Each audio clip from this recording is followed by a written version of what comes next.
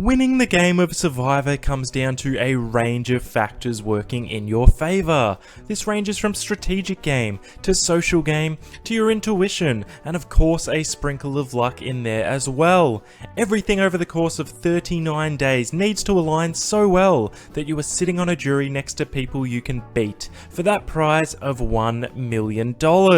This is Analytical Strategy, and today we are going to be talking about two players that made moves within Survivor Philippines that I strongly believe cost them winning that grand prize. Players may come to a crossroads in Survivor where they have to make a decision, and ultimately I think these players could have won the game if they chose the other fork in the road, similar to the decision the viewers of this channel who have yet to subscribe have made. Make sure you choose the correct path by hitting that subscribe button, with a range of new videos coming to this channel each and every week. Now without further ado, let's get into these Survivor players. So first up, we're going to be talking about Jonathan Penner, as mentioned within his game in Survivor Philippines. Penner was one of 3 players who previously left the game due to injury, who got the chance to return this season in Survivor. He originally found himself in a difficult position, with Jeff Kent looking in control early on his original tribe, really not wanting a returning player to win. But with their tribe doing so well and Penner finding an idol, he managed to skate through pretty comfortably to the merge.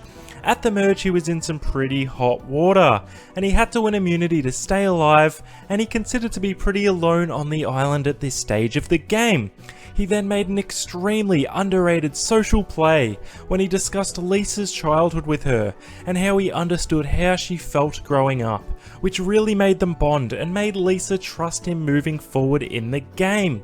A big part of this move enabled Lisa and Scoopin to approach Penner to put in a concrete deal of locking in a final 4 of Lisa, Scoopin, Penner and Carter, which seemed like a mutually beneficial deal for all 4 people involved. Importantly, Lisa decided to go with Penner as she felt she trusted him more than Malcolm and Denise, likely due to this amazing social play mentioned previously. However, Penner made a very questionable decision, declining the offer and stating it is too early to make sub-alliances. This made the decision for Lisa and Scoopin of which pair to align with much easier, and they solidified a final 4 with Malcolm and Denise. All Penner had to do in this situation was say, "Absolutely, I'm on board with this final 4, and it puts him in an extremely strong position to win the game. I feel like if he continued to solidify this bond with Lisa, they could have made an unbreakable vow to stay together until that final 3 position. And if Penner makes it to the end, he's winning the season with any combination of Carter, Leeson or Scoopin. I don't think there are any question marks about that. You really have to weigh up these decisions, as although Penner genuinely meant I don't want to be the guy making plans too early, it comes across as I already have other plans that do not involve the 2 of you. Unfortunately though, as Abby wins immunity, he waltzes away in one of the best going out tribals ever, screaming Denise's name as he casts his vote and whistling all the way out the door, all the way to Ponderosa.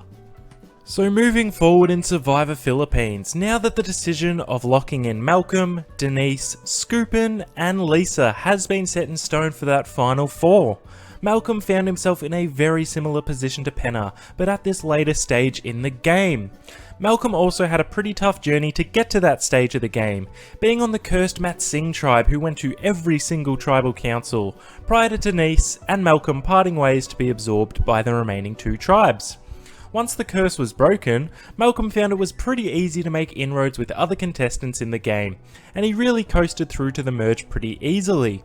Once Lisa and Scoopin decided to go down the route with Malcolm and Denise, rather than Penner and Carter, he found himself in a position where his sights were firmly set on winning the game, sitting next to Leeson and Scooper, with Denise clearly being his biggest competition.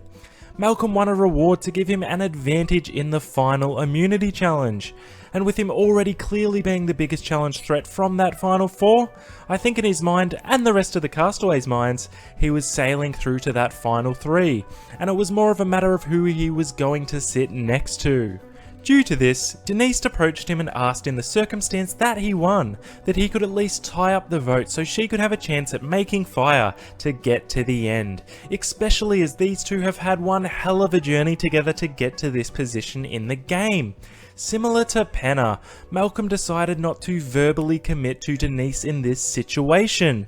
Denise picked up on this straight away, as Malcolm did verbally commit for a final 6 with Denise, and a final 4 with Denise, but no further than that. This made Denise have to make other arrangements in the case he lost immunity. Unfortunately for Malcolm, the final challenge did not suit his skill set, with shaky hands getting the better of him, and his advantage really not being beneficial at all to him having a chance to win. Denise was then able to pull in Lisa and Scoop in and easily persuade them that Malcolm was the biggest threat in the game, which he was, and it resulted in him going out in 4th position. If Malcolm didn't brush off Denise's offer and had a real one-to-one conversation with her, that they have been through this from beginning to end, and it would be really spectacular for both of them to sit next to each other at the end, and no matter what the result of the final immunity challenge would be, they would vote together to make that happen. I really think there is a good chance Denise would have gone along with it, and Malcolm would have easily won fire to cement his spot. I think Malcolm was a little bit too comfortable in this position, and really he was a lock for that final 3 with this advantage in play. But taking a step back, and realising even with this advantage you can lose this challenge, it could have just been the difference in him winning and losing the game. Sure, there's still a good chance that Denise would have voted him out at the final 4, but every single pact they made up until that point in the game they stayed true to. So I wouldn't at all have been surprised if that was the case again, if they decided no matter what the result on the final immunity challenge, they would vote together to get to the end, and it really just could have resulted in him winning this game.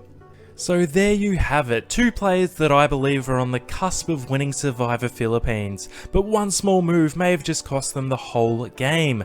Which season would you like me to do this for next? Let me know in the comments. Remember to like and subscribe if you are enjoying this content. This is Analytical Strategy and we are signing out once again. I'll see you on the next one. Bye for now.